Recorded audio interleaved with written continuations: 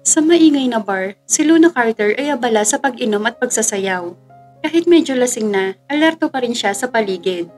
Ang lalaking kasayaw niya ngayon ay halatang may pagnanasa sa kanya. Ngumiti si Luna at sinampay ang mga kamay sa leeg ng lalaki. Kitang-kita sa kanyang mga mata ang pagnanasang nababasa niya sa mga mata nito. Biglang naagaw ang atensyon ni Luna ng isang tao, si Dylan Smith, ang kilalang CEO ng Celestial Hotels and Resort Incorporated. Isa sa mga nangungunang hotel at resort sa Pilipinas. Nakakagulat na makita ang isang taong kilala sa pagiging pribado sa kanyang buhay na nasa isang bar. Nakaupo siya sa isang sulok ng counter bar. Tahimik na umiinom habang nakatingin kay Miles Flores, isang kilalang model na masayang nakikipag-usap sa mga kaibigan. Napaisip si Luna kung bakit nakatingin si Dylan kay Miles. Pareho naman silang single ayon sa mga chismis ng mga paparazzi. Bumitaw si Luna sa lalaking kasayaw at ngumiti bago nagpaalam. Pumunta siya sa counter bar at umupo ng malayo kay Dylan. Tahimik lang na umiinom si Dylan habang nakatitig kay Miles. Napansin ni Luna ang bahagyang pagkunot ng noo ni Dylan bago ito napatingin sa direksyon ni Luna. Mabilis na umiwas si Luna ng tingin at tinawag ang bartender. "One margarita please," ang sabi niya. Habang hinihintay ang margarita, sinulya pa niya si Dylan. Nakatutok pa rin ang atensyon nito kay Miles. Nang dumating ang inumin, mabilis na ininom ni Luna ang margarita habang nakatingin kay Dylan. Hindi niya maipaliwanag kung bakit hindi niya maalis ang tingin sa gwapong CEO. Mas gwapo pa si Dylan kaysa sa mga lalaki na kasayaw niya. Mas attractive din, lalo na ang seryoso mukha nito na nagbibigay sa kanya ng mysterious vibe. Muli niyang tinawag ang bartender para sa isa pang margarita at ininom ito kaagad. Hindi niya namalayan kung gaano nakaraming margarita ang nainom niya. Basta ang alam niya, natutuwa siyang pagmasdan si Dylan kahit wala man siyang mabasa sa ekspresyon nito. Nakakagulat na kahit walang pagbabago sa blangko mukha ni Dylan, nakukuha pa rin ito ang atensyon ni Luna. Bigla na lang may umupo sa tabi niya at hinawakan ng kanyang hita. Isang lalaki na kangisi ang humawak sa kanya. "Hey, baby sugar. Hindi ko akalain na makikita kita dito. You know, I want your service." Bulong nito habang mas hinigpitan pa ang pagkakahawak sa kanya. "In a different way." Dagdag pa nito. Hinarapan ni Luna ang lalaki may pulang-pula na mga mata. Mukhang lasing na lasing at parang nakalunok pa ng bato. Ngumiti siya ng matamis at hinawakan ang pisngi nito. "Sorry baby, but I don't see myself being happy with a pet that is smaller than my finger. Hanap ka na lang ng ibang babae na kayang pagtiyagaan yung alaga mo." Sabi niya nang may paglalandi, saka malakas na sinampal ang lalaki sa pisngi. Mabilis siyang umalis sa upuan habang naririnig ang pagmumura ng lalaki. Ang kapal na mukha nito para isipin na binibenta niya ang sarili. Malayo siya sa ganong klaseng babae. Trabaho lang niya ang magpanggap bilang fake girlfriend, hindi katulad ng iniisip ng lalaki. Sinulya pa niya si Dylan, pero wala na ito sa pwesto.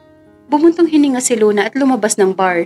Pumunta siya sa likod at sinindihan ng sigarilyo. Nakailang buga pa lang siya ng usok nang may marinig siya nagtatalo. Dahil curious siya sa mga boses na naririnig niya, kaya sinundan niya ang mga pinagmumulan nito. Kumunot ang noo niya nang makita kung sino ang nag-aaway. Sila Dylan Smith at Miles Flores. "Stay away from me, Dylan! Ilang beses ko ba dapat sabihin sa'yo na hiwalay na tayo?" Sigaw ni Miles habang umiiyak. Napalunok si Luna. "So, may relasyon pala sila? Bakit sabi ng lahat single sila? Ang plastic naman, parang hindi proud sa isa't isa." "Why? Tell me. Miles, may iba ka na ba?" Tanong ni Dylan.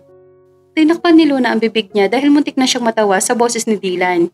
Wala pa ring emotion. Pati ang boses ay parang galing sa patay. Wala man lang kabuhay-buhay. Saan ba pinaglihi si Dylan ng mga magulang niya? Sa sama ng loob? Umalis si Luna sa pinagtataguan niya habang umiiling. Maganda siya, pero hindi tsismosa. Bagamat medyo nagulat pa rin siya sa nalaman, nagkaroon sila ng relasyon na walang nakakaalam at maghihiwalay din sila na walang nakakaalam. What a boring relationship they have. Bulong niya sa sarili. Sumandal si Luna sa kotse. Patuloy na naninigarilyo nang may magsalita sa gilid niya. "Get out." Malamig na utos ng isang boses. Natigilan si Luna na makita kung sino ang nagsalita. Si Dylan Smith. Sinilip niya kung may kasama ito pero mag-isa lang si Dylan. Binasa niya ang kanyang labi at ngumiti. "Hey handsome, kung broken-hearted ka, huwag mo kang idamay sa init ng ulo mo. Where's your good manners?" Pangaasar niya. Tumilim ang mukha ni Dylan. Medyo natakot si Luna baka bigla siya sapakin. Sumasakit ang mata ko kapag tinitignan kita. Get lost. Sabi ni Dylan. Nabigla si Luna at hindi nakapagsalita. Hindi pa siya nakaka-react ay tinulak na siya ni Dylan palayo sa kotse. Natauhan lang siya nang marinig ang pag-andar ng sasakyan ni Dylan. Sa inis, hinampas niya ang bintana ng sasakyan sa passenger seat. Akala niya ay hindi siya papansinin ni Dylan, pero binaba nito ang bintana. Tinaas ni Luna ang gitnang daliri at minura si Dylan. Nakita niya ang gulat sa mukha ni Dylan, pero napalitan ito ng isang ngisi. Sorry, but you're not my type. Sabi ni Dylan bago pinaharurot ang sasakyan. Buisit na lalaking yon? Gigil na sabi ni Luna. Tinignan niya ang papalayo na sasakyan. Huminga siya ng malalim at bumalik sa bar. Kailangan niyang mapawi ang inis kay Dylan. Buong buhay niya, ngayon lang siya nasabihan na hindi siya type ng isang lalaki. Ano nga akala ng Dylan na yon? Lahat ng kliyente niya ay naliligaw dahil sa ganda niya. Lahat naman ay nagsasabi na maganda siya. Sino ba naman ang hindi mabibighani sa ganda niya? Sabi nga nila, sa sobrang amo ng mukha niya para siyang anghel na bumaba mula sa langit para maghasik ng kalandian sa lupa. Pero yung mga nagsasabi nun ay mga babae na iinggit lang sa kanya. Hindi nila matalo ang ganda niya kaya ginaganyan siya. Tapos sasabihan siya ni Dylan na hindi siya type. CEO siya pero wala siyang pabili ng contact lens. Malabo ang mata. May dumaan na waiter. Agad niyang kinuha ang alak sa tray at tinungga. Kumuha ulit siya at pumunta sa dance floor. Gusto niyang sumayaw hanggang mawala ang inis. May humawak sa bewang niya mula sa likod. Humarap siya sa lalaki, isa sa mga naging customer niya noon. Hindi siya nagsalita at sinayawan na lang ito. Kitang-kita niya ang pagnanasa sa mga mata nito. See? Lahat ng lalaki nakakakita sa kanya ay may pagnanasa dahil sa ganda niya. Kaya nga malabo ang mata ni Dylan. Patuloy lang ang pakikipagsayaw niya nang biglang, Aray! Sigaw ni Luna nang may humila sa buhok niya mula sa likod. Malandi kang babae ka? Inaakit mo ang boyfriend ko! Sigaw ng isang babae habang patuloy na sinasabunutan si Luna. Puto! Gulat na sabi ni Luna. Nanlaban si Luna. Hindi siya papayag na basta na lang siyang sasabunutan ng kung sino-sino. Kakasalon lang niya kahapon. At ayaw niya magalusan ang mukha niya. Yun ang puhunan niya. What are you talking about? I'm not malandi. Never ako nang akit ng lalaki. Natigilan si Luna sa sinabi niya. Totoo naman, pero habit na niya ang mangakit ng mayayamang lalaki. Kailangan para kumita. Ha, talaga ba? Kitang-kita ko kung paano ko dumikit sa boyfriend ko. Galit na hinila ni Luna ang buhok ng babae. Marami nang umaawat sa kanila hanggang sa mapaghiwalay sila. Huminga ng malalim si Luna. Ramdam niya ang sakit ng ulo dahil sa pagsabunot. Pero hindi niya ito pinansin. Sinuklay niya ang mabango at malambot na magulo niyang buhok. Kakasalon niya lang talaga.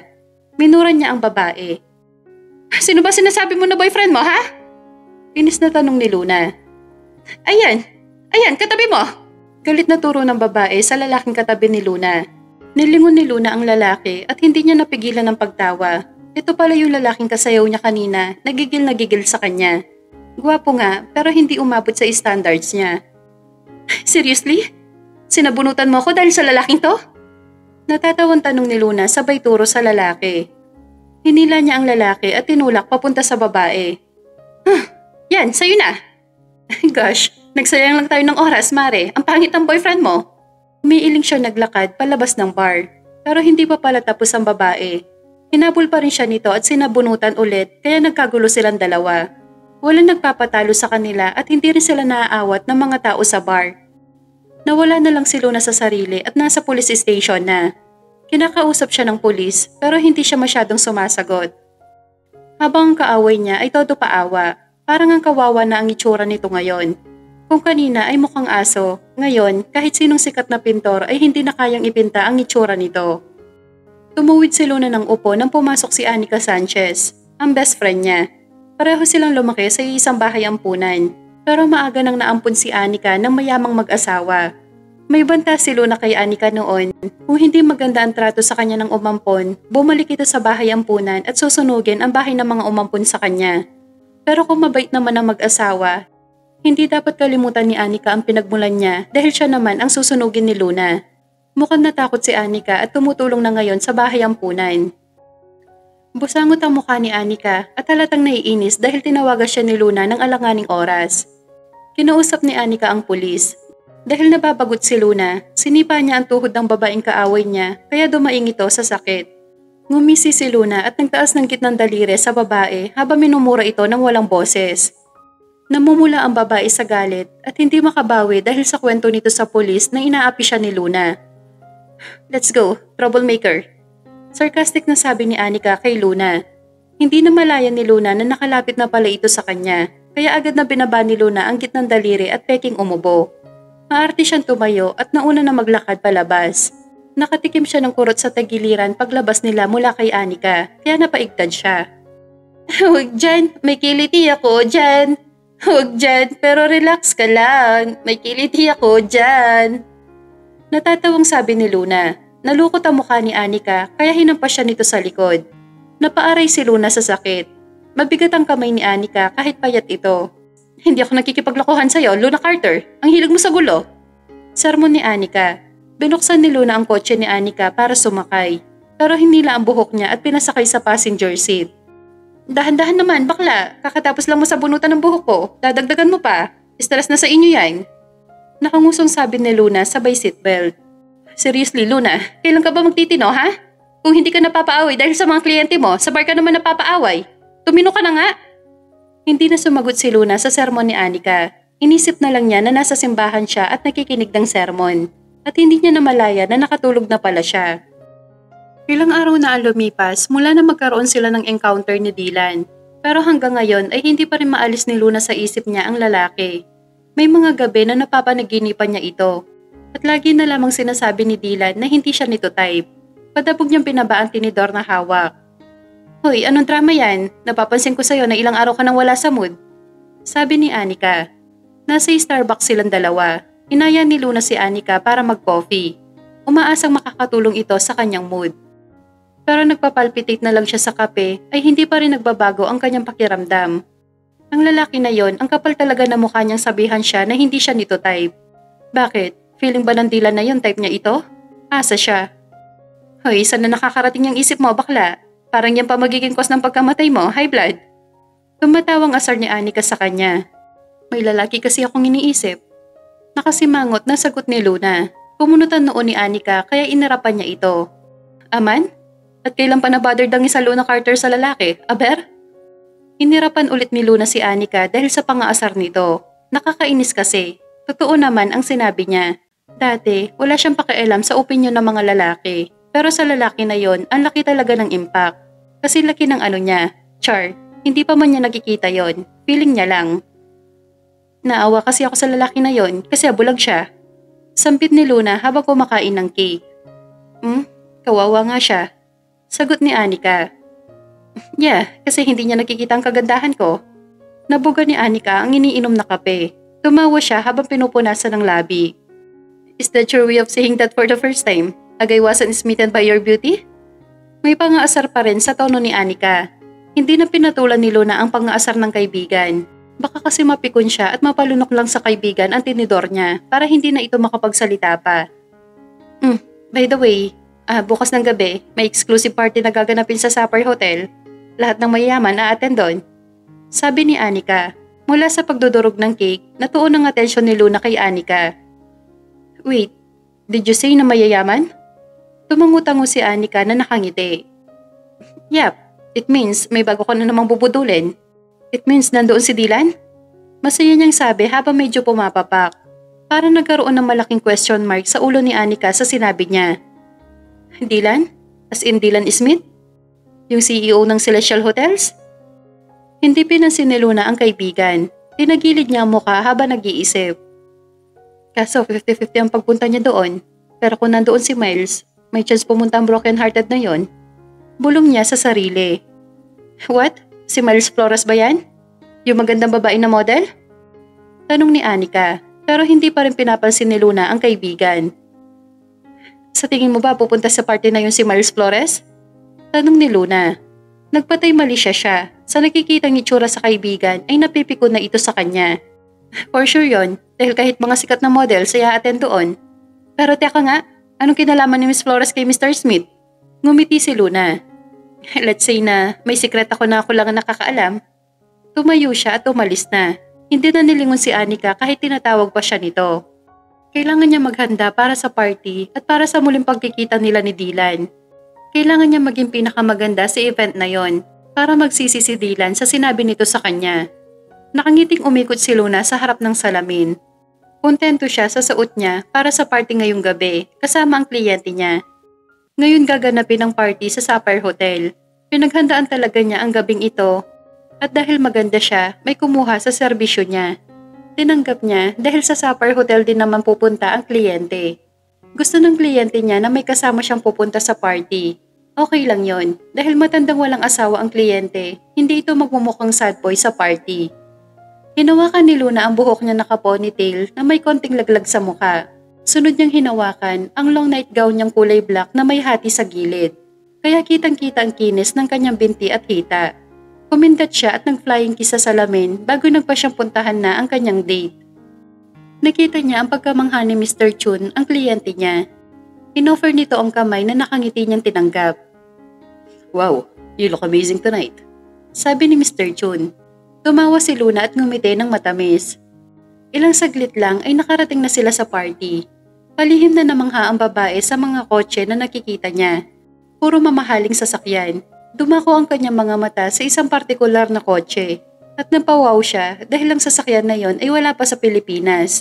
Pero mayroon na ang lalaking nagmamay-ari ng kotse na yon. Pinagbuksan siya ng pinto ni Mr. Chun. "Mukhang umaten rin pala si Mr. Smith," sabi nito. Napatingin siya sa sinabi ni Mr. Chun. "Nandito si Mr. Smith?" Hindi niya mapigilan ang pagkagulat kahit may kutob na siya. "Yes, at yung kotse na tinitignan mo ay sa kanya." Tumango ang babae. Parang gusto niya mag-twerk bigla sa nalaman. "Ang saya mo naman nang malaman mong nandito siya. Magsiselos na ba ako?" May himig na pagbibiro ni Mr. Chun. Natawa ang babae. Sa edad na 50 ni Mr. Chun, masyado siyang jolly at hindi old-fashioned ang ugali. Para siyang bata kung umasta, kaya nakagaanan niya kaagad dito ng loob. "Don't worry honey, I'm yours tonight."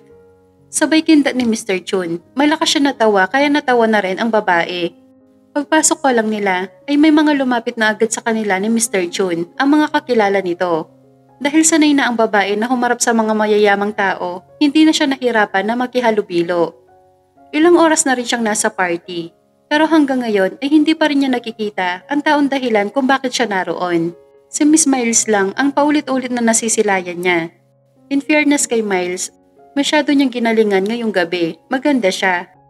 Kanina pa niya napapansin ang lalaking kausap ni Miles, medyo touchy ito, pero tila hindi naman iniinda ni Miles ang mga pasimpleng hawak. May ibinulong pa ito sa babae, sabay silang nagtawanan at maya-maya ay umalis ang lalaki. "I smell something fishy."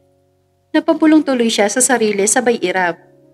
Hindi nagtagal, umalis din si Miles at sinundan ng direksyon na tinahak ng lalaki. Bago pa siya makapag-isip ng maayos, kusa na lang gumalaw ang katawan niya. Sinundan niya ito papunta sa isang bahagi ng lugar na medyo madilim at halos walang tao. Tipong hindi mapapansin agad dahil sa kakulangan ng ilaw. May mahihinang bulong-bulungan siyang naririnig, kaya maingat siya naglakad palapit. Doon niya nakita si Miles at ang lalaking kanina lang ay kausap nito. Nagkahalikan. At hindi lang basta halik. Kung saan-saan na rin nakakarating ang kamay ng lalaki sa katawan ni Miles. At ang mas nakakainis, para nagugustuhan pa yon ng babae. Napasinghap siya at agad na ininom ang hawak niyang alak. Umaasang kahit papano ay mabawasan ang galit na nagsisimulang sumiklab sa dibdib niya na hindi niya maintindihan kung bakit ganun ka-intense. Laking gulat niya nang may isa pang lalaking sumulpot mula sa kadiliman. Bigla na lang nitong hinila ang lalaki palayo kay Miles at sinuntok ito sa panga. Sa tulong na liwanag mula sa buwan, namukaan niya kung sino yon. "Dylan, ano ba? What do you think you're doing, ha?" Sigaw ni Miles, halatang galit. Mabilis niyang inalalayan ang lalaking sinuntok para makatayo ito. Nag-aalalang lumapit si Miles kay Carl. "Carl, are you okay?" Tanong niya. Pero hindi siya pinansin ng binata. Sa halip, sinugod nito si Dylan ng suntok. Nagpalitan ng suntok ang dalawa habang si Miles ay panay ang sigaw. "Dylan, Carl, ano ba? Tumigil na kayo!" Maganda sana si Miles, kaso tanga lang. Imbis na sumigaw, bakit hindi na lang niya awatin ang dalawang lalaki? Total, siya naman ang dahilan kung bakit may action scene ngayon sa harapan niya. Hinila ni Miles si Dylan at walang kaabog-abog na sinampal ito. Samantalang siya ay humigpit lang ang hawak sa baso. Ayaw niya makialam sa gulo. I told you to stay away from me, Dylan! OA ang pagkakasabi ni Miles. Why? Because of that bastard? Sigaw ni Dylan pabalik. Dylan, ilang beses ko ba sinasabi sa'yo? Hiwalay na tayo, ayoko na sa'yo. And he's my boyfriend now. Mariing kumuyom ng kamao si Dylan para siyang nanonood ng live teleserye. Sa totoo lang, hindi lang dapat sa pagmumodel lang tatrabaho si Miles. Bagay na bagay din sa kanya ang pagiging artista. Pero yung role na malandi, kasi swak na swak sa kanya. 2 buwan pa lang, Miles, simula na maghiwalay tayo. Bakit ang bilis mo naman mag-move on? Ani ni Dylan na may lungkot sa tinig. Naawa siya kay Dylan, kahit pabastos ito at suplado, hindi pa rin nito deserve ang ganitong klaseng sakit. Parang gusto niyang ibato ang baso sa ulo ni Miles, baka sakaling matauhan. Why? Feeling mo ba hindi kita kayang palitan? Kayang-kaya, Dylan. Hindi lang ikaw ang lalaki sa mundo. But if you really insist na maging girlfriend mo ulit, gusto mo ba maging pangalawang boyfriend na lang kita? Sure kayo ni Carl sa akin. I'm flexible naman. Kaya kung i-handle kayong dalawa. Ani ni Miles habang nakangiti pa. Bago pa siya makapag-isip ng matino, bigla na lang siyang nagpanggap na natapilok, sabay buhos ng alak sa mukha ni Miles. Oops, sorry, ang tanga ng sandals ko, natapilok ako. Ani niya sabay ng matamis ng ngiti. Namutla si Miles. Well, sinong hindi mamumutla kung may isang taong nakakita ng buong eksena? Kilala si Miles bilang maganda with a good heart. Pero sa nakita niya ngayon, malayo sa with a good heart ang ugali nito. Kanina ka pa nandyan? Nauutal na tanong ni Miles. No, halos kakarating ko lang dito nung matapilok ako. Sinungaling niyang sagot. Hinila ni Carl si Miles palayo. Si Dylan naman ay pabagsak na naupo sa damuhan. Akmang uupo siya sa tabi nito nang bigla siyang bantaan ng binata. Stay away from me. Oo na, ang damot mo naman sa damuhan. Sa'yo ba to? Aniya, sabay upo ng medyo malayo sa lalaki at sabay irap. Sinungaling. Alam kong kanina ka pa nakikinig sa usapan namin. Hindi ka lang sinungaling, chismosa ka pa. Seryosong sabi ni Dylan. Napanganga siya, nanlaki ang mata. Napakabastos. Kaya humila siya ng damo at binato ito sa binata. Hoy, napaka-judgmental mo. Talaga naman naligaw ako ah. Hinahanap ko kasi yung restroom tapos napadpad ako dito. Pilit na palusot niya. You could be a writer. Napasingkit siya ng mata. Hindi niya alam kung inaasar ba siya o iniinsulto dahil sa sobrang plain ng itsura ng lalaki. You are Mr. Chun's girlfriend. So kayo din pala ni Miss Miles? Sagot niya, may halong banat pero hindi ito pinansin ng lalaki. Nakatingin pa siya sa mukha ni Dylan nang bigla itong tumayo. Agad di siyang napatayo. Sinundan niya ito hanggang sa makarating sila sa isang mamahaling kotse. Aalis ka na? Tanong niya, medyo patanga. Alam ko na sabi ko na to sa'yo, pero uulitin ko. Get lost. Ani ni Dylan, binuksan nito ang kotse. Pero bago siya makapasok ay nahawakan na ito ni Luna sa braso. Pareho sila natigilan. Agad niya ding inalis ang kamay niya. Sa tingin pa lang kasi ni Dylan, parang babalian siya ng buto. Ano kasi? Baka mamaya ibunggo mo ang kotse mo sa sobrang heartbroken mo. Whatever I do, it's none of your business. Mind your own. Putol agad ni Dylan. Napahiya siya. Hindi siya nakapagsalita agad at bago pa man siya makabawi, humarurot na ang kotse palayo. Napapitlag siya nang may biglang humawak sa balikat niya. Pagharap niya, si Mr. Chun pala. May halong pagtataka sa mukha nito. Shit, nakalimutan niyang kasama niya pala ang kliyente niya sa party. Nagising si Luna na magaan at masaya ang pakiramdam. Diretso siya sa banyo para gawin ang kanyang daily routine. Tapos ay nagtimpla ng isang tasa ng kape. Pumunta siya sa balcony para mas masilayan pa ang araw na unti-unting sumisilip sa kalangitan. Habang ini-enjoy niya ang kape, naramdaman niya na may tao sa gilid niya. Humigop muna siya ng kape bago binaling ang tingin sa kung sino man yon. Hi, good morning. It's great to see you again. Bati ni Luna habang nakangiti ng malawak. Kumunutan noon ni Dylan. Siguro ay nagtataka ito kung bakit nasa parehong hotel sila ngayon. Well, ang totoo, hindi talaga ganong kadaling makapag-book sa hotel na to. Lalo na't isa ito sa mga kilalang hotel sa lugar. And yes, isa rin ito sa mga pagmamay-ari ni Dylan. Nagpabook si Luna sa hotel na to at well, naipalipat ang unang naka-check-in. Paano niya nagawa? Simple lang. Anika is the key. Asawa ni Anika ang cashier sa negosyo ni Dylan sa hotel na to. So, yes, malakas ang kapit ni Luna. Ganun naman talaga sa mundong to, 'di ba? Kapag may kapit ka, easy lang ang lahat. Pero kapag wala, wala. Kailangan mong paghirapan ng lahat. Minsan nga, kahit pinaghirapan mo na, hindi mo pa rin makuha. What are you doing here? Tanong ni Dylan, halatang iritado na. Check-in? Sagot ni Luna, obvious na namimiloso po. Nalukot ang gwapo niya mukha, ang aga-aga, ang init agad ng ulo. Hindi naman sila mahihirapang mag-usap dahil medyo malapit lang ang balkon nila ni Dylan. Diba naka-check-in sa kwarto na yan? Una ni Dylan na may halong pag-uusig sa tono. Guilty si Luna sa part na yon, pero syempre ayaw niya itong ipahalata. Paano mo nasabi? Napasok mo na ba ang kwarto na to? Sagot niya, sabay iwas ng tingin nang mapansin ang matalim na titig ni Dylan na para bang inaaral ang galaw niya. Nahiya siya sa tingin na pinupukol nito sa kanya. Tumahimik, hanggang sa si Dylan na ang pumasag ulit ng katahimikan. Who's with you, Mr. Chun? May kung anong tono sa boses niya, pero hindi agad matukoy ni Luna kung anong klaseng tono yon. Selos ba to? Concern? Insulto? Hoy, hindi mag-isa lang ako dito. Malungkot nga Samahan mo ako, gusto mo? Panunukso ni Luna sabay kinurap-kurap pa ang kanyang pilik mata at nagpa-cute. Ganyan ka baka flirty sa lahat ng lalaki na kakausap mo? Seryosong tanong ni Dylan. Napatanga si Luna sa sinabi niya. Alam mo, dapat nagja-judge ka rin. Bagay sa'yo, judgmental. Natatawang sabi ni Luna, pero agad din siyang tumigil at naging seryoso. Hindi ko boyfriend si Mr. Chun. Ganito kasi yan. Is one of my clients. Ang trabaho ko kasi magpanggap na fake girlfriend sa mga customers ko. Binibili nila ang serbisyo ko. Hindi sumagot si Dylan, kaya muling nagsalita si Luna. You know what? Pwede mong kunin ang serbisyo ko. Hindi ako interesado. Tipid na sagot ng binata bago ito pumasok sa loob ng kanyang kwarto. Napairap si Luna. Bakit ba ang ilap ng lalaking yon? Umiling siya saka na rin pumasok sa loob ng kwarto. Mamayang gabi na lang niya ulit kukulitin si Dylan. May pupuntahan pa siya ngayon. Tumigil ang kotse niya sa harap ng isang bahay ampunan. Pagkababa pa lang niya ay agad siyang sinalubong ng mga bata at mahigpit siya niyakap ng mga ito.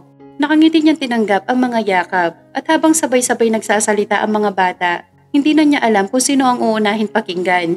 Kaya natawa na lang siya. Pumasok silang lahat sa loob, bit-bit ang mga pinamili niyang laruan at pagkain para sa kanila. Katulad niya, karamihan sa mga batang nandito sa bahay ampunan ay walang magulang o matutuluyan. May ilan din na iniwan ng mga magulang o biktima ng pang-aabuso. Tahimik lang siya nakangiti habang pinagmamasdan ang mga batang masayang binubuksan ang mga laruan. Mabuti naman at napasyal ka na. Miss na miss ka na ng mga batang yan. Ani ni Mother Lily, ang madre na matagal na nag-aalaga sa mga bata sa bahay ampunan. Pasensya na po, Mother. Lately kasi, masyado po akong busy. Sagot ni Luna habang pinapahid ang pawis sa noo. Sabi sa akin ni Anika, may hinahabol ka raw na lalaki ngayon. Totoo ba yon? Tanong ng madre habang may mapanuring tingin sa dalaga. Napakagat sa labi si Luna sa inis. Humanda sa kanya si Anika. Mother Lily, alam niyo naman po si Anika. Chismosa talaga yon. Lahat na lang may issue sa kanya. Sabi niya sabay pakawala ng pekit tawa. Tumango naman ang madre habang inaayos ang suot na salamin. Alam mo Luna, hindi maganda sa babae ang naghahabol ng lalaki. At yung mga billing ko sa inyo ni Anika nung bata pa kayo, sana tandaan nyo. Panatilihin niyo ang inyong pagkadalisay hanggang sa dumating ang tamang lalaki na iyaharap kayo sa dambana. Mariing sabi ni Mother Lily. Namula si Luna at umiwas ng tingin. Mother, huwag po kayong mag-alala. Hindi ko po nakakalimutan ng mga bilin nyo. Saka, hello, ang ganda ko kaya para maghabol sa lalaki. Nakangiting sagot ni Luna habang tinatakpan ang pagkapahiya sa biro. Saglit pa sila nagkwentuhan ni Mother Lily bago ito nagpaalam para mag-asikaso ng merienda. Naiwan si Luna sa sala at agad niyang napansin si Samsam sa may isang sulok, tahimik at may hawak na lumang manika. Yun mismo ang regalo niya rito noong birthday nito. Hindi tulad ng ibang bata, hindi nakikihalubilo si Samsam. Tahimik lang ito nakaupo at hindi man lang tinitignan ang mga bagong dalang laruan ni Luna. Nilapitan niya ito at umupo sa tabi. Hinaplos niya ang buhok ng bata pero hindi siya nito nilingon. Samsam? Malambing niyang tawag. Bakit hindi ka nakikipaglaro? Hindi mo din kinuha yung binili ko para sa'yo. Ayaw mo ba? Sa wakas, tumingin si Samsam sa kanya. Maputla ito kesa dati. At mas bakas ang pagod sa muka. Sa lahat ng bata sa bahay ampunan, si Samsam ang pinaka-close ni Luna. Tahimik ito, mahiyain at may sakit sa puso. Ate Luna, mahinang sabi ng bata. Kapag lumaki ako, gusto ko maging kagaya niyo. Napangiti si Luna, pero agad din napalitan ng lungkot ang kanyang ngiti. Huwag mo akong gayahin, Samsam. Gusto ko, kapag lumaki ka, masigitan mo pa ako. Bigla siya niyakap ng bata. Sabi ni Ate Nika, ikakasal ka na daw. Bulong nito. Nalulungkot kasi ako, baka hindi ka na dumalaw dito. Napalalim ang buntong hininga ni Luna. Lagot talaga sa kanya si Anika. Madaldal na naman. Niyakap niya pabalik si Samsam. Huwag ka maniwala kay Ate Anika mo, papansin yon. Saka malabo na hindi ako dumalaw dito. Love na love ko kaya kayo. Humagighik si Samsam at napangiti rin si Luna. Makalipas ang ilang minuto, nakipaglaro na ang bata kasama ang iba pa. Sumali na rin si Luna, tumatakbo-takbo habang natatawa kasama ang mga paslit. Masaya ang gabi niya, puno ng halakhak, yakapan at masarap na kwentuhan. Sa mga sandaling yon, parang nawawala ang bigat ng mundo. Sa piling ng mga bata, parang may dahilan ng lahat ng paghihirap niya. Sila ang inspirasyon niya. Sila ang dahilan kung bakit siya patuloy na nagsusumikap. Pagka-uwi sa hotel, naligo agad si Luna. Pagkatapos ay lumabas siya sa balcony habang nakatapis pa. Pinatuyo niya ang buhok sa hangin. Madilim pa ang kwarto sa kabilang side ng balcony. Ibig sabihin, wala pa si Dylan. Napangiti siya at tinuloy ang kalokohang plano sa isip. Tinawid niya ang balcony. Swerteng malakas pa rin talaga siya kay Lord at hindi siya nadulas. Pagdating niya sa kwarto ni Dylan, mabilis siya naglibot ng tingin. Diretso siyang dumiretso sa kama at napahagis na nahiga rito. Yakap ang unan. In fairness, mabango. Kahit mukhang walang pakialam sa buhay. Bulong niya habang sinisinghot ang unan. Tumayo siya at pumunta sa kusina. Pagbukas ng ref, napakunot ang noo niya. Puro tubig at alak. Walang kahit isang pagkain. Kaya pala lagi mainit ang ulo. Gutom. Inis niyang bulong. Kumuha siya ng isang bote ng alak at nilaklak ito diretso sa bote habang naglalakad-lakad. Nasa kalagitnaan siya ng pag-inom nang bumukas ang pinto. Bumungod si Dylan, mukhang pagod, bitbit ang suot na blazer. Bakit ngayon ka lang umuwi? Gawain ba yan ng matinong lalaki na may asawa? Sigaw ni Luna na parang may pinagdadaanan. Napaatras si Dylan sa gulat. Hindi agad nakareact. Si Luna naman dumiretso ng upo sa sofa at pinag-cross ang mga paa na parang legal na asawa. What the? Paano ka nakapasok dito? Naguguluhan ang mukha ni Dylan nang makita si Luna sa harap ng kwarto niya. Umamin ka nga sa akin? May iba ka na ba? Paano na kami na magiging anak mo? Naiiyak na sabi ni Luna, sabay hawak sa tiyan niyang parang may baby. Ayoko maging single, ma'am. Nagpanggap siya na maluha-luha. Kinuha ni Dylan ang hawak niyang alak at ngumuso si Luna habang tinuturo siya. Akin na yan, ibalik mo sa akin yan. Tumayo si Luna at nang madaling lumapit. Pero bigla siya napahawak sa ulo nang biglang umikot ang mundo niya. Totoo nga ang sabi ng teacher na nag-aaral pa ako. Umiikot daw ang earth natin. Now I know. Mas matapang ang alak na to kumpara sa iba mong iniinom. Sagot ni Dylan halatang wala ng gana. Umupo si Luna sa sofa, sinandal ang ulo at pumikit. Bakit kasi puro alak ang laman ng ref mo? Hindi ba uso sa'yo ang pagkain? Reklamo ni Luna. Una, pinalis mo nang unang nag-check-in sa katabi kong kwarto. Ngayon naman, pinapasok mo ang kwarto ko. Dapat na kitang ipadampot sa security guard. Seryosong sabi ni Dylan, hindi na natutuwa. Hoy, hindi ako nagpaalis sa kanila ha? Ang kaibigan ko. Saka, sinusubukan ko lang naman kung madaling mapasukan. Natigil siya nang bigla siyang pinigil ni Dylan. Stop making excuses. Sinabi ko na sa'yo, layuan mo ako, di ba? Bakit ba lapit ka na lapit? Galit niyang sabi, halos sumabog na ang boses sa galit. Tanggapin mo na kasi ang offer ko sa'yo. Porket yummy ka, pachusi ka pa?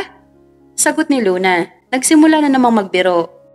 Saka sa ganda kong to, hindi ka nalugi. Para ka nang nanalo sa loto. Mas lalo nagseryoso ang mukha ni Dylan. Really? Hindi ang katulad mo ang pagseselosa ni Miles? At biglang nabasag ang confidence ni Luna. Bakit hindi? Kumpara sa ex mo, mas maganda ako sa kanya, no? Yung ex mo, may mga pinaretoke pa sa mukha para lang gumanda. Pero ako, mula mukha hanggang ulo, original. You're talking nonsense, Miss Luna. Umalis ka na dito. Sagot ni Dylan. Hindi na makatiis, hinila siya palabas ng kwarto. Hoy, nakikipag-negotiate pa ako sa'yo, tapos babastusin mo lang ako ng ganito? Inis na sabi ni Luna at hinampas siya sa braso. Hindi ko kasing cheap ng mga customers mo. Sagot ni Dylan. Hindi ka nga Chip, naghahabol ka naman. Ano ka, aso? Ganon? Sabi niya, pero hinihila pa rin siya ni Dylan. Nakarating na sila sa pinto at binuksan ni Dylan. Baka naman ikaw ang nawawalang buntot ni Miss Miles. Kasi sa magkabila niyang ulo may mga sungay na siya. Tapos buntot na lang ang kulang. Kaya pala hindi ko makita kasi ikaw pala yon. Tinulak siya nito palabas ng pintuan, saka sinarado ang pinto ng malakas. Inis na inis si Luna habang pinagsisipa ang pinto. Pumunta na siya sa sarili niyang kwarto. Nahihilo na siya, pero nanatili ang inis niya kay Dylan. Siya na nga ang nag-o-offer ng serbisyo, siya pa ang tinanggihan. Diyosa na ang lumalapit sa kanya, pero mas pinili pa rin niya ang mukhang aso na yon. Bahala siya. Ilang araw na ang lumipas at hindi pa rin nagpakita si Dylan. Sa mga araw na tumagal siya sa hotel, hindi na siya nagpakita kay Luna. Tinanong pa niya ang receptionist at doon nalaman niya na nag-check out na pala si Dylan. Hakdog talaga, iniiwasan pa ako. Bulong ni Luna, hindi makapaniwala. Nasa harapan na siya ng bahay niya, nagulat si Luna na makita si Gerald. Isang matagal na kaibigan, may hawak itong bulaklak at nakangiti.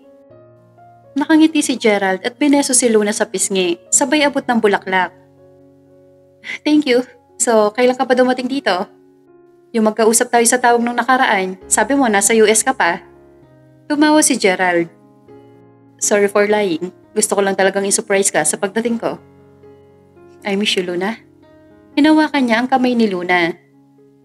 I miss you too, Gerald. Anyway, kanina ka pa ba nandito? Tanong ni Luna. Hindi naman. Actually, gusto sana kitang yayain mag-dinner. Libre ko. Alok ni Gerald. Hindi tumanggi si Luna at sumama kay Gerald papunta sa isang restaurant. Hindi niya alam na naka-reserve na pala ang table, kaya nang dumating sila, handa na ang mga pagkain. Habang kumakain sila, nagkwentuhan, nagtawanan at nagkulitan. Ganoon naman talaga sila kapag magkasama, chill lang. Natigil lang ang kwentuhan nila nang may tumawag kay Gerald sa cellphone. Nagpaalam ito at lumabas saglit para sagutin ang tawag. Habang kumakain, nililibot ni Luna ang kanyang paningin sa restaurant nang bigla siya mabulunan. Nakita niya kasi ang isang pamilyar na mukha ng lalaki na ilang araw niyang hindi nakita. Naka-business attire ito at seryoso nakatingin sa kanya. Mabilis siyang uminom ng tubig at sakto naman dumating si Gerald. Nagpaalam siya at magtutungo muna sa restroom at mabilis na tumayo. Nang makarating, naghilamos siya ng mukha habang nakatingin sa salamin. Hindi niya makakalimutan ang tingin ni Dylan sa kanya. Parang may kasalanan siya at ang mga mata nito na kahit blanco, nakakabothered pa din sa kanya. Huminga siya ng malalim bago lumabas. Ngunit nagulat siya nang may biglang magsalita. Pwede ba kita makausap? Tanong ni Dylan. Hindi agad nakapagsalita si Luna. Naiilang sa matalim na tingin na pinupukol sa kanya ni Dylan. Sige. Kinakabahan niyang sagot. Lumabas sila ng restaurant at naglakad sa lugar na medyo walang tao. Patingin-tingin lang si Luna kay Dylan. Ngunit ilang minuto na ang nakalipas ay hindi pa rin ito nagsasalita. Nagsimula na siyang mainib. May bala ka pa bang magsalita? Alam mo, hindi ako sumama sa'yo dito para magbilang ng stars. Inis na sabi ni Luna. Hindi ko sinabing magbilang ka. Sagot ni Dylan. Pumunta si Luna sa harapan ni Dylan at namewang. Mr. Dylan Smith, pinasama mo lang ba ako dito para makipagtalo sa akin? Tanong ni Luna. I accept your offer. Sagot ni Dylan na nagdulot kay Luna ng pagkabigla. Umurap-kurap siya at unti-unting gumuhit ang ngiti sa kanyang muka. Well then, Mr. Smith, thank you for choosing my service. I promise na hindi ka magsisisi sa akin sa pagpili. Malamping nasabi ni Luna at nang hindi nakaligtas sa kanya ang pagkakataon, hinawakan pa niya si Dylan at nagpa-cute. Hello, Mr. Chip Boyfriend? Pangaasar ni Luna, kaya tinignan siya ni Dylan ng masama. I don't want to see you with other guys. Period. No more messing around. Seryosong sabi ni Dylan. Yes po, Mr. Chip Boyfriend? Sagot ni Luna at nagsalot pa. Let's go. Ihahatid na kita pa uwi. Sabi ni Dylan at tumalikot na siya. Sandali, yung kasama ko kasi... Natigil ang pagsasalita ni Luna nang bigyan siya ni Dylan ng matalim na tingin. I hate repeating myself. Let's go. Hinila na siya ni Dylan, kaya wala na siya nagawa kundi ang sumunod. Ewan ni Luna kung bakit ganitong saya ang nararamdaman niya. Sa lahat ng tumanggap sa serbisyo niya, si Dylan lang ang nagbigay sa kanya ng ganitong pakiramdam. Siguro kasi matagal niyang pinilit kay Dylan ang serbisyo niya, kaya mas special ito. Lumipas sa mga araw at linggo, naging smooth ang samahan nila.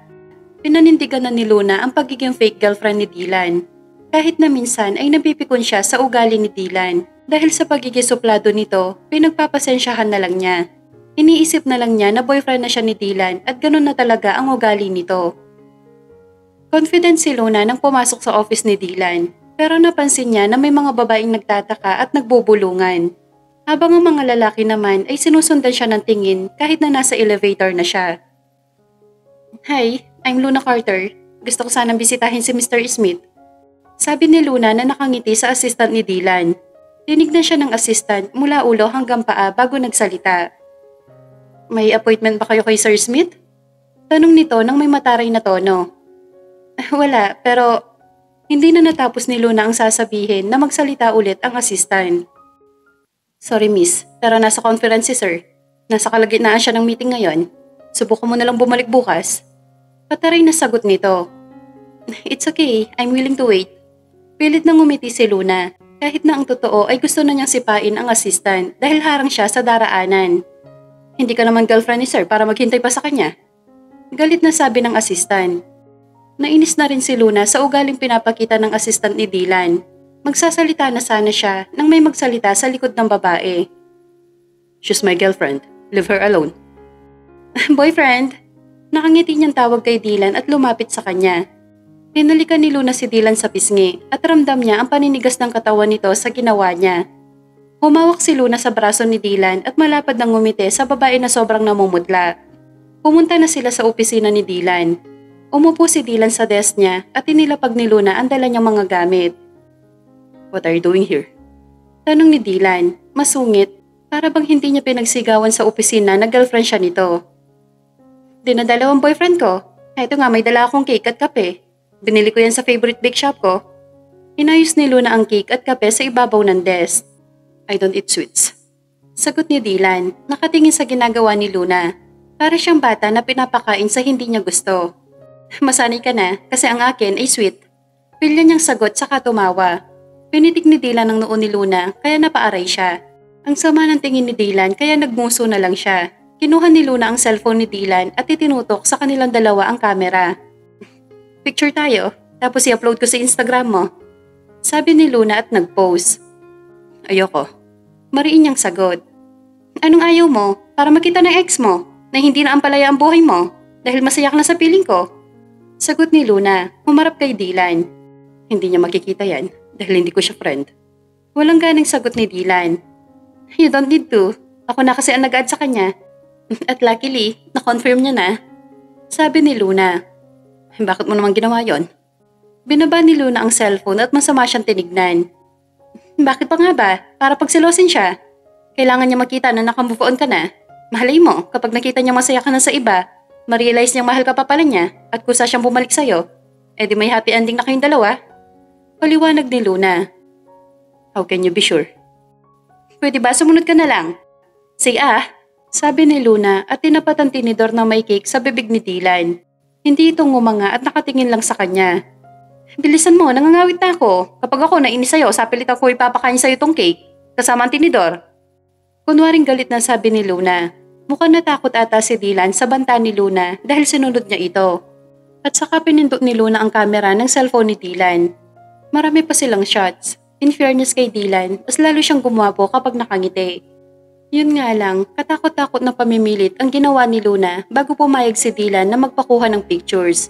Siya na rin ang nag-upload ng mga pictures nila sa Instagram. May caption na My Life.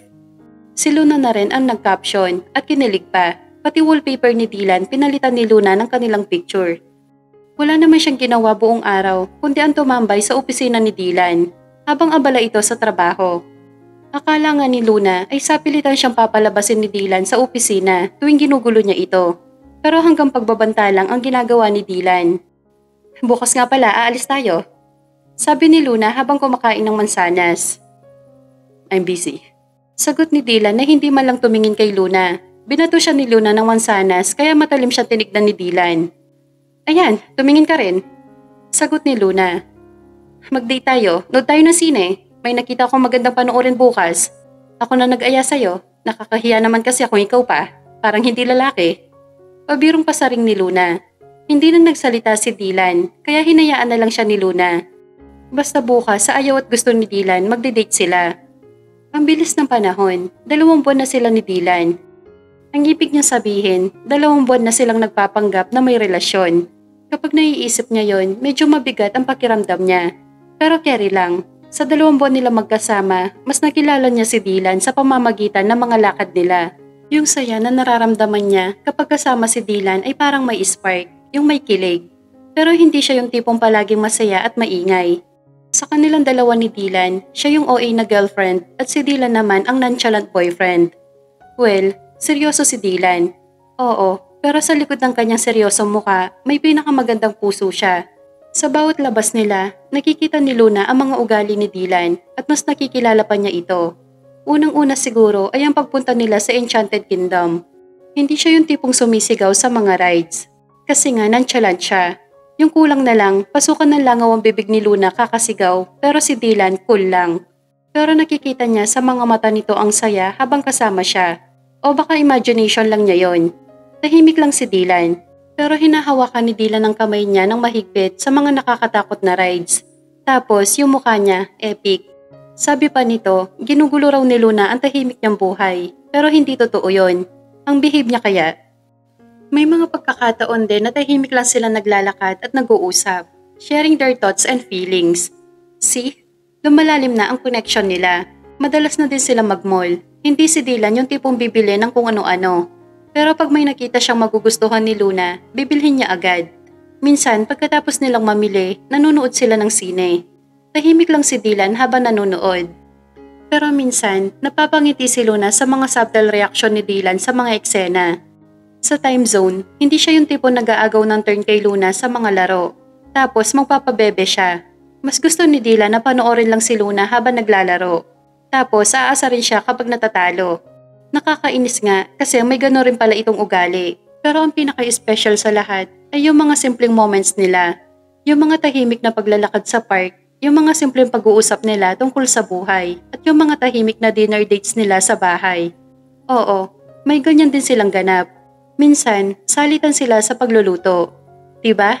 Isang CEO marunong din palang magluto. She's so happy and contented with him. Kahit minsan sumasagi sa isip ni Luna na lahat ng yon ay pagpapanggap lang. Gusto pa rin niyang i-enjoy yon kasama si Dylan. Ngayon nga ay may party silang pupuntahan. Birthday kasi ng isa sa kasosyo ni Dylan sa business at in-invite sila. Actually, hindi inakala ni Luna na aayain siya nito na sumama. Kasi sino ba naman siya, 'di ba? Magandang girlfriend lang naman niya. Dahil ayaw niyang mapahiya si Dylan sa mga kabisnes nito, nag-ayos talaga siya ng bongga. Pero kumpara sa mga suot niya noon na revealing, ngayon ay simple but elegant ang outfit niya. Napansin ni Luna na simula na maging sila ni Dylan ay may mga nagbago sa kanya. Hindi dahil pinagbabago siya ni Dylan, kundi siya mismo ang nagbago. Dati, isang araw lang ang pagpapanggap niya bilang fake girlfriend. Pero ngayon, umabot na sila ng 2 buwan. Tungkol naman sa bayad, hindi siya talo kay Dylan. Sobra pa nga ang binibigay nitong bayad kumpara sa napag-usapan nila. Minsan nga, kapag binabayaran siya ni Dylan, parang sinasampal siya ng katotohanan kung ano ba talaga sila. Bumalik siya sa realidad nang may humawak sa kamay niya. Si Dylan pala, saglit itong sumulyap sa kanya bago muling itinuon ang tingin sa kalsada. Are you okay? Kanina ka pa tahimik. May bahid na pag-aalala sa boses nito. I'm good. Iniisip ko lang kung nandoon pa si Miss Miles. Kumunutan noon ni Dylan. Bakit mo siya iniisip? Tumagilid si Luna para makaharap siya. Kailangan natin mas galingan sa pagpapanggap. Feeling ko naman may impact sa kanya ang mga nakikita niyang post mo sa picture natin. Sabi niya at pilit nang ngumiti. Humigpit ang hawak ni Dylan sa manibela. Luna, hindi tayo pupunta sa birthday ni Mr. Jagarap para kay Miles. Pupunta tayo doon dahil invited tayo. Malamig na sagot nito kaya napalunok si Luna. Napakaseryoso kasi ng mukha niya. Akala ko kasi dahil nandoon si Miss Miles kaya gusto mo din pumunta tayo. Sagot na lang niya. Nagtaka siya nang bigla nitong iliko ang sasakyan.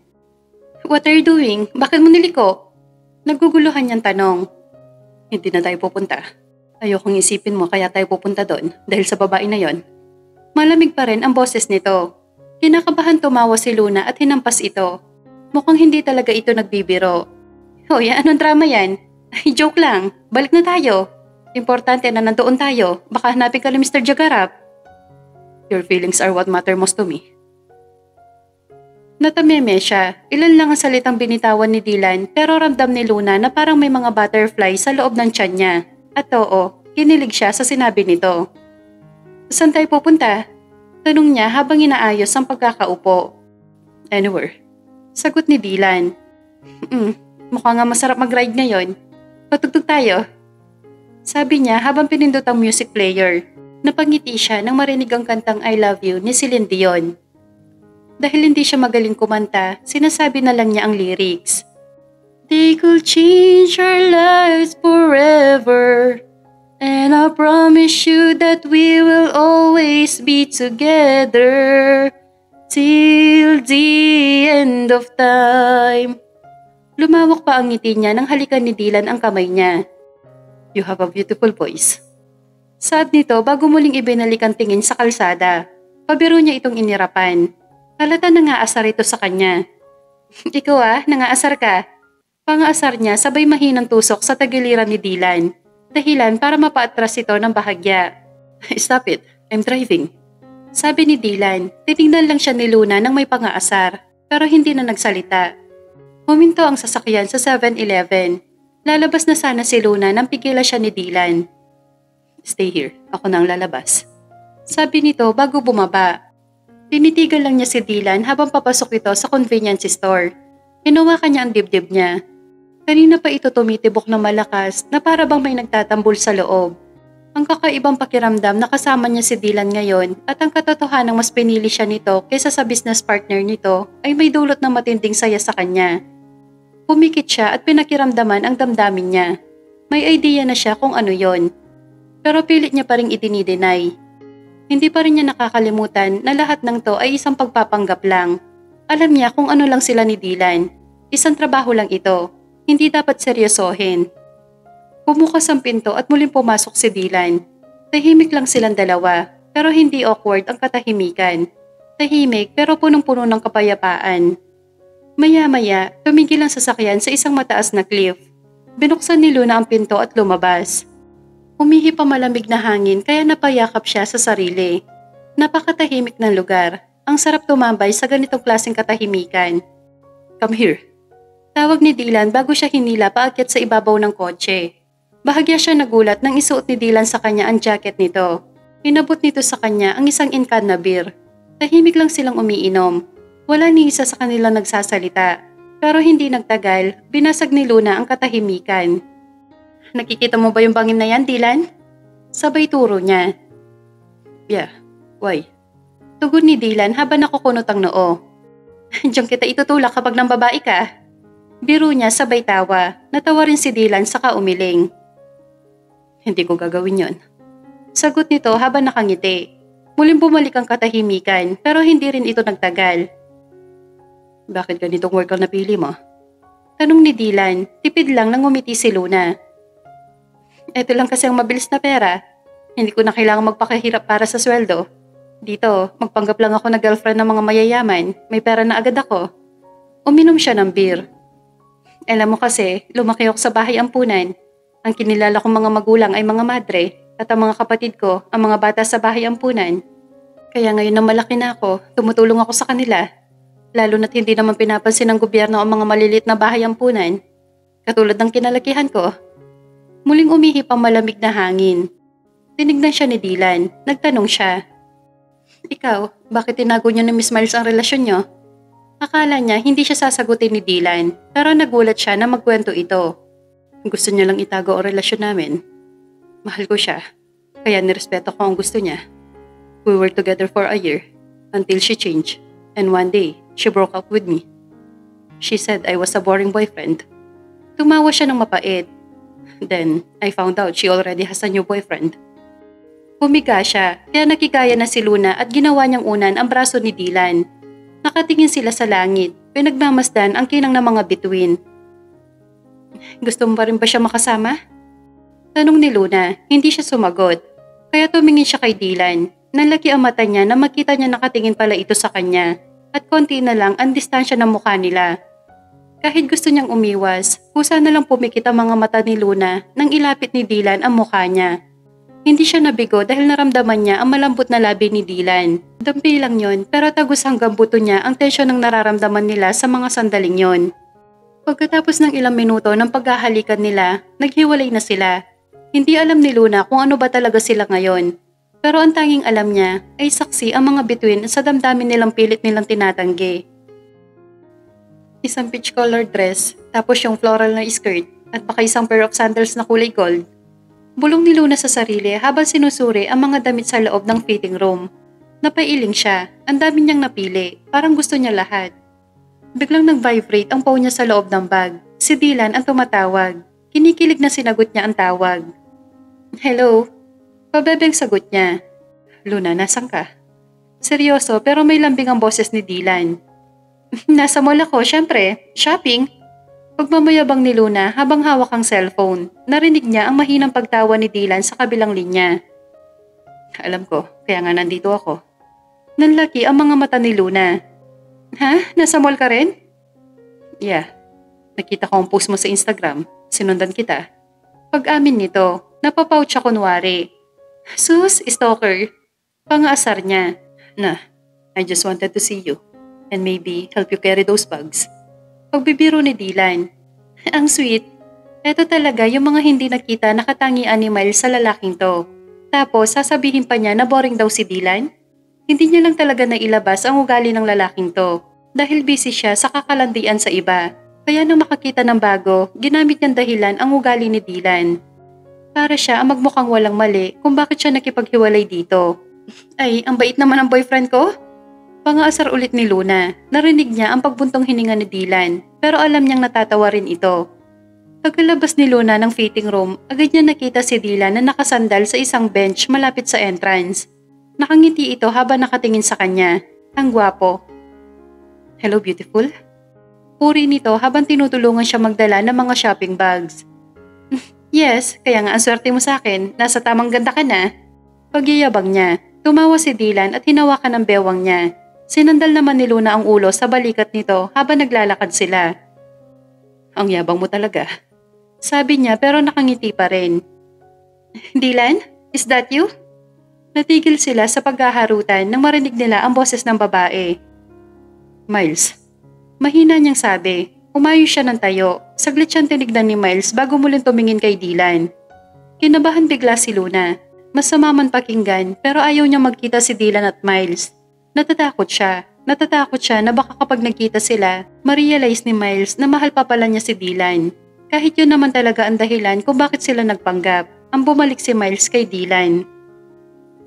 Wow, I didn't expect to see you here. How are you? Pansin ni Luna ang pagkislap sa mga mata ni Miles. Pinagpapawisan ng kamay niya at hindi siya sigurado kung namumutla na ba siya. Hinawakan ni Dylan ang kamay niya kaya tumingin siya rito. Ngumiti ito sa kanya saka tumingin kay Miles na ngayon ay nakatingin sa magkahawak nilang kamay. You're right, I'm doing well. Thanks to my girlfriend. Sagot ni Dylan saka hinalikan ang kamay ni Luna. Nagkatitigan silang dalawa. Base sa itsura ni Dylan, para bang binibigyan siya nito ng assurance na wala siyang dapat ikakaba. Unti-unting nawala ang kaba ni Luna dahil sa ginawa ni Dylan. Kung hindi ako nagkakamali, ikaw yung nasa party dati. Hindi ko akalain na magiging kayo pala. Sabi ni Miles. Tinignan siya ni Luna saka matamis na ngumiti. Destiny ang tawag doon. Sino mag-aakala na ang pagkakaligaw ko noon sa restroom ay magiging way para makilala ko ang the one for me? Tumingin siya kay Dylan na may nakakalokong tingin. Alam naman ni Luna na hindi talaga naniniwala si Dylan na naligaw lang siya noong panahon na yon. Pero tignan mo, masaya at kontento kami sa isa't isa. Saka ang saya kasama nitong si Dylan. Grabe ang sense of humor. Hindi siya nakakaboring. Pinagdiinan pa niya talaga ang huling word. Napalitan ng pagkayamot ang mukha ni Miles, kaya mas lalo siyang natutuwa. Alam niyang tinamaan nito sa sinabi niya. By the way, bakit mag-isa ka lang ngayon? Nasaan ang boyfriend mo? Tanong ni Luna, alanganin itong ngumiti. We broke up 2 weeks ago. Nagpanggap si Luna na suminghap at hinawakan pa ang bibig niya saka umiling. I'm sorry to hear that, dear. Pero okay na rin yon. Mukha kasing boring ang ex-boyfriend mong yon. Parang ang hindi ka naging masaya sa kanya nung kayo pa. Sabi niya sa malungkot na tono. Nagtaka si Miles sa sinabi niya kaya nagpanggap siya na nag-aalangang magsalita. Kasi hindi ka nag-bloom, parang nga mas tumanda ka ngayon, stress ka siguro. Tumalim ang tingin ni Miles sa kanya pero mas ngumiti lang si Luna. Luna, bulong sa kanya ni Dylan na may pagbabanta ang tono. Sige na dear, alis na kami. May date pa kasi kami ng aking sweet na boyfriend. Bye-bye. Huling pang-aasar niya bago sila umalis. I know what you're doing, Luna. Sabi ni Dylan na makalayo sila. Umiling pa ito pero kitang-kita ni Luna ang aliw sa mukha ni Dylan. Wala naman akong ginagawa. Patay mali siya niyang sagot saka humagikhi. Buong gabi ay sinamahan lang siya ni Dylan na bumili ng mga gusto niya. Siya ang lahat ng gumastos. Pinagtalunan pa nila yon pero sa huli wala siya nagawa. Pagkatapos nilang kumain sa restaurant, hinatid na siya ni Dylan sa bahay. Inalok pa niya itong pumasok pero ang loko, biniro pa siya na baka daw hindi ito makatiis. Akala mo naman talagang papayag siya. Aba, syempre, isang mala-Adonis ba naman ang titikim sa kanya, aarte pa ba siya? Nawala ang ngiti ni Luna nang makita niya si Gerald na nakaupo sa pintuan niya. Mukha itong lasing at masama ang tingin sa kanya. Simula pa lang nang aminin ni Gerald sa kanya na mahal siya nito, iniwasan na niya ito. Ang sabi niya ay hindi niya kayang suklian ang pagmamahal ni Gerald dahil kaibigan lang ang turing niya rito. At simula rin noon, iniwasan na niya ito kahit gaano pa ito kakulit. Anong ginagawa mo dito? Tanong ni Luna. Bakit ngayon ka lang? At sino yung kasama mo? Kliyente mo? Sabihin mo nga sa akin. May nangyayari pa sa inyo ng kliyente mo? Kaya ginabi ka ng uwi, ha? Hinawakan ni Gerald ng mariin ang braso niya at namumula ang mukha nito sa galit. Bitawan mo nga ako? Lasing ka na, umuwi ka na. Galit na sabi ni Luna sa kanya at itinulak ito ng malakas. Natumba si Gerald. Masyado na itong lasing na kahit ang sarili niya hindi na niya kayang dalhin. Tsaka hindi ako ganung babae. Kahit naman ganito ang trabaho ko, malaki pa rin ang respeto ko sa sarili ko. At yung lalaki naghatid sa akin, boyfriend ko siya. Kaya huwag ka na lalapit ulit sa akin. Mabilis siyang pumasok sa bahay. Tinatawag pa siya ni Gerald pero hindi na niya ito nilabas. At tumawag na lang siya ng security. Nababaliw na ata ang lalaking yon. Kung kakamustahin si Luna ngayon, masasabi lang niya na napakasaya niya. Lalo na nang hindi na nagpaparamdam sa kanya si Gerald. Tapos sila ni Dylan, ayun, still going strong sila. At malapit na ang 6 months rin nila ni Dylan. Gusto niyang i-celebrate yon kasama ito. Tumigil na rin pala siya sa pagtanggap ng pera mula kay Dylan. Ayaw na niyang tumanggap ng bayad mula rito kasi alam naman niya sa sarili niya na seryoso na siya at mahal na niya ito. Yes, finally, after ng pagiging in denial queen niya, inamin na rin niya sa sarili niya na mahal na niya si Dylan. Hinihintay na lang niya na umamin ito sa kanya. Siyempre, dalagang Pilipina siya kaya hindi siya dapat ang unang magtatapat. Kahit hindi rin naman sabihin ni Dylan, alam niya at ramdam niya na iisa ang tinitibok ng mga puso nila. Nauna lang siya na umamin sa sarili niya. Nandito ngayon si Luna sa kanyang favorite bake shop. Katulad ng sabi niya, paghahandaan niya ang 6 months rin nila ni Dylan kaya magpapagawa siya ng cake. Tumitingin siya ng mga design ng cake na may tumawag sa kanya. Luna? Tinignan niya kung sino yon, si Miles. Hindi niya gusto ang tingin na binibigay nito sa kanya dahil parang may kakaiba. Umupo ito sa tapat niya kahit hindi naman niya ito pinapaupo. Kapal na mukha, di ba? What are you doing here? Tanong sa kanya ni Miles. Nagdadasal. Simbahan to eh. Mahinang bulong niya sa kapilit ng ngumiti sa kanya. Nagtitingin lang ako ng design para sa cake na ipapagawa ko. Malapit na kasi ang 6 months rin namin ni Dylan. Tumawa si Miles kaya medyo na-insulto si Luna. Wala naman kasi talaga nakakatawa sa sinabi niya. Mukhang nahalata nito na nainis siya kaya tumigil din ito. Pero nanatili pa rin ang kakaibang ngiti sa labi ng lalaki. Hindi naman mahilig sa sweet si Dylan. 6 months na kayo pero hindi mo pa rin alam? Sarkastiko tanong ni Miles. Totoo naman, pero ang binibili ko kasing cake ay hindi matamis. Like, nag-aagawan tamis at pait sa cake. Yun nga ang dahilan kung bakit nagpapagawa ako ng cake. Kasi yun ang gusto ni Dylan. Wait. Nag 1 year kayo, hindi mo alam yon? Sagot ni Luna pabalik sa kanya. Nabura ang ngiti ni Miles at napalitan niyo ng masamang titig. Hindi niya naman kasi yung sinabi sa akin. Sagot nito. Nangalumbaba si Luna, saka mas binigyan pa siya ng matamis na ngiti. Dear, minsan kasi hindi na kailangan sabihin ng partner mo kung anong ayaw at gusto niya. Minsan obserbahan mo din. Kaya nga kayo nagkakasama para mas makilala niyo ang isa't isa, di ba? Bigyan mo din ng effort ang pag-o-observe mo sa partner mo. Huwag laging bibig. Dapat pati mata gamitin.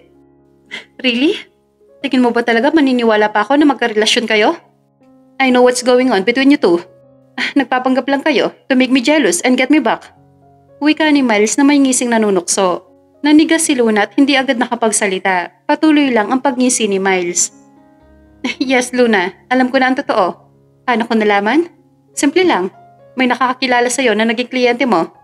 And lucky me, nakwento niya sa akin na trabaho mo pala magpanggap na girlfriend na nagiging kliyente mo. And Dylan is with a client of yours. No, we're actually a couple. Mariing sagot ni Luna sa kanya. Tinawanan siya ni Miles. Ako ba talagang kinukumbinsi mo o ang sarili mo? Kasi kung ako talaga, sorry, but I don't believe you. Hindi kaya masyado ka nung nadadala sa pagpapanggap nyo? Kaya kahit sarili mo napapaniwala mong kayo? Nilapit pa ni Miles sa mukha nito kay Luna.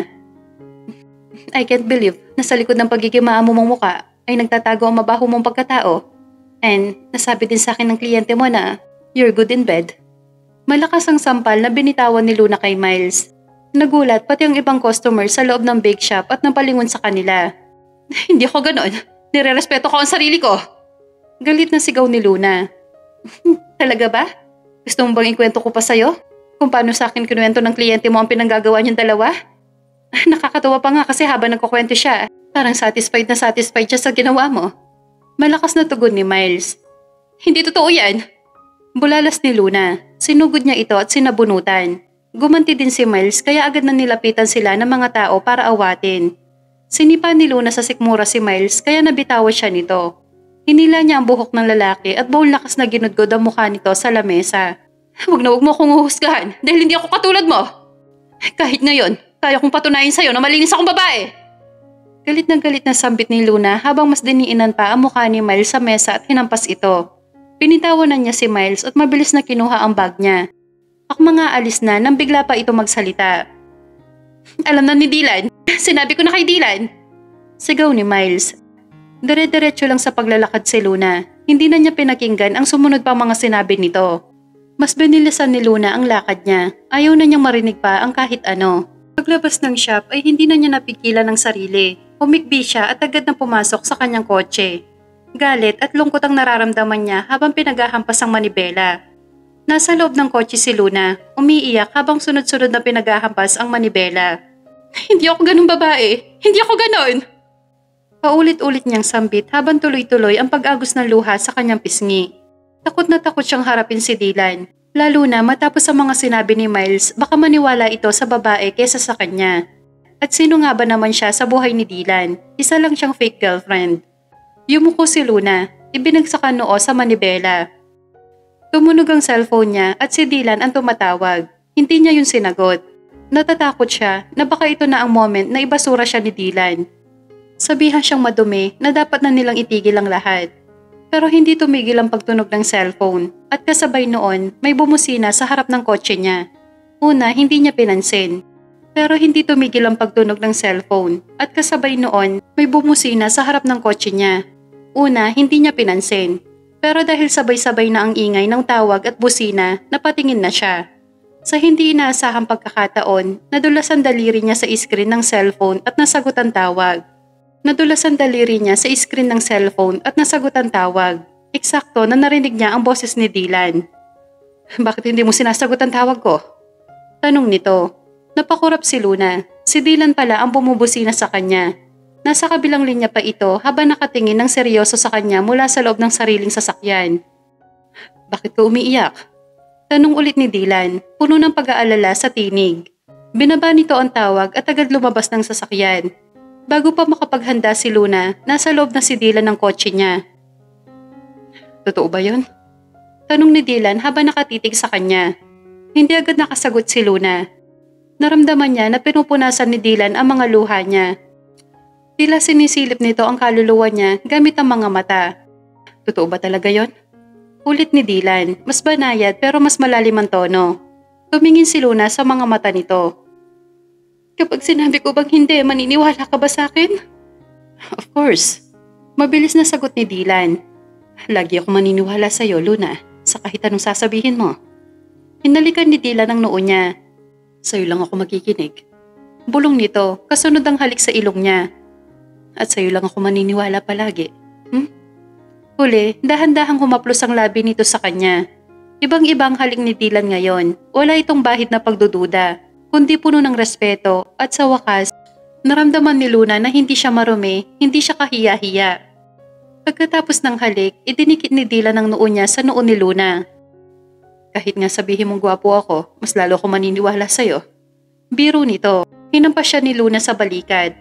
Akala ko ako lang ang mayabang, ikaw din pala. Ngumiti si Dylan habang hinahaplos ang pisngi niya. Ikaw ba naman ang girlfriend ko? Sinong hindi mahahawa sa kahanginan mo? Napatawa si Luna at sa unang pagkakataon, ngayong araw, pakiramdam niya ay nakalutang siya sa ulap. Biglang sumeryoso ang mukha ni Dylan. Hinawakan nito ang magkabilang pisngi niya. Luna, gusto kong klaruhin ang sa atin dalawa. Hindi ko alam kung pareho tayo ng nararamdaman. Pero, I love you. Will you be my girlfriend? This time, totoo na to. Napaluha si Luna habang tumatango. Sure, ikaw na yan eh. Tatanggi pa ba ako? And yes, I love you too. Hinalikan siya ulit ni Dylan. Mas magaan na ang puso ni Luna. Dahil sa wakas, wala na silang kailangang itago. Ang relasyon nila ay totoo na. Wala nang etsyos, wala nang pagpapanggap. 3 taon na ang nakalipas mula na maging official na sila ni Dylan. Mula sa pagiging boyfriend, naging asawa na siya ni Luna. Oo, asawa na. Pagkatapos ng 1 taon na pagiging magkasintahan, nagdesisyon sila na itaas pa ang kanilang relasyon. Ngayon, buntis na siya at kasalukuyang sumisigaw sa sakit. Akala ni Luna ang sakit ay sa first time lang mabembang. Ngunit ngayon, naniniwala na siya na kapag ang babae ay nanganganak na, isang paa ay nasa hukay. Ang sakit! Kasalanan mo to, Dylan! Sigaw ni Luna habang hinahampas ang asawa. Konting tiis na lang, honey. Malapit na tayo sa hospital. Natatarantang sagot ni Dylan. Hinawakan ni Luna ang braso ni Dylan at pinalakihan siya ng mata. Hindi ka na makakaulit sa akin. Ipapaputal ko na yung junjun mo para hindi mo na ako mabuntis. Namutla si Dylan sa sinabi ni Luna. Pagdating nila sa hospital, binuhat ni Dylan si Luna papasok. Hindi na alam ni Luna ang nangyayari. Namalayan na lang niya na umeere na siya habang nandoon si Dylan sa kanyang tabi. Isang ere na lang, Mami. Lalabas na ang anak mo. Sabi ng doktor. Ginawa ni Luna ang sinabi ng doktor hanggang sa naramdaman niya na may lumabas mula sa gitnang bahagi niya at narinig niya ang iyak ng bata. Congrats, Daddy, Mami, lalaki ang anak niyo. Sabi ng doktor. Hindi kayang ipaliwanag ni Luna ang saya habang nakatingin siya sa kanilang anak na umiiyak. Pumikit si Luna habang unti-unting lumalabo ang paningin. Ang huling narinig niya ay ang boses ni Dylan, paulit-ulit at nag-aalala na tinatawag ang pangalan niya. Pagdilat ng kanyang mga mata, una niya nakita ang mukha ni Dylan na nakaupo sa tabi ng kama. Hawak ang kamay niya. Nang mapansin nito na gising na siya, agad ditong ngumiti, sabay haplos sa ulo niya. Kamusta ka, honey? Tanong ni Dylan, baka sa tinig ang pag-aalala. Okay na ako. Nasaan ang baby natin? Mahinang tanong ni Luna. Saktong pumasok ang nurse na may bitbit na sanggol. Lumapit ito at buong ingat na ibinigay kay Luna ang munting nilalang. Napatitig siya sa sanggol, halos hindi makapaniwala. Ngayon niya lang naranasan ang ganitong klaseng pagmamahal. Yung tipong kahit buong mundo pa ang kalaban, handa siyang ipaglaban ang batang to. Anong ipapangalan natin sa kanya? Tanong ni Dylan habang nakatingin din sa kanilang anak. Kashan. Sagot ni Luna. Kashan ang magiging pangalan niya. Napangiti si Dylan. What a beautiful name. Aniya. Hinalikan niya sa noo si Luna. Thank you for this wonderful gift, honey. This is the best gift ever on my birthday. Napatawa si Luna. Talaga sinakto ng anak mo ang labas niya. Ngayon pa lang pasikat na ang anak mo. Nagtawanan silang dalawa. I love you, honey. Malambing na sabi ni Luna. I love you too. Sagot ni Dylan. Pero yung sinabi mo kanina, hindi naman totoo yun, di ba? Napangisi si Luna sabay tawa. Syempre hindi. Nawala naman kasiyahan ko kapag pinutol ko yan. Ngumisi si Dylan. Good, kasi kailangan ko pa yon. Magtatayo pa ako ng family basketball team. Kinurot siya ni Luna sa tagiliran. Loko-loko ka talaga. Natatawang sabi niya. Habang yakap-yakap ang anak at nakatitig sa asawa, dama ni Luna ang kumpletong kasiyahan. Wala na siyang mahihiling pa.